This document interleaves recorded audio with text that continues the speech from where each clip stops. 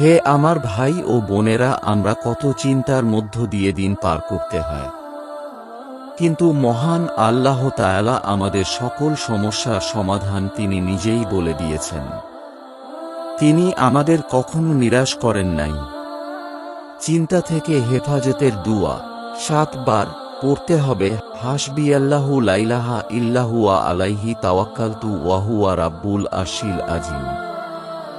সূরা তাওবা আয়াত 129।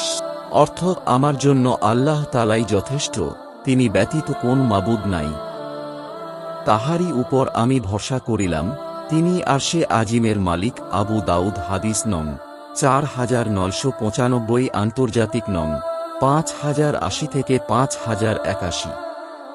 হযরত আবু দাউদ রাদি আল্লাহু বলেন, যে ব্যক্তি সকাল বিকাল 7 বার এই দোয়া পড়বে, সত্য দিলে অর্থাৎ আখিরাতের প্রতি একইন রাখিয়া বলিবে, অথবা ফজিলতের প্রতি একইন ছাড়া এমনই বলিবে, আল্লাহ তাআলা তাহাকে দুনিয়া আখিরাতের সমস্ত চিন্তা হইতে হেফাজত করিবেন।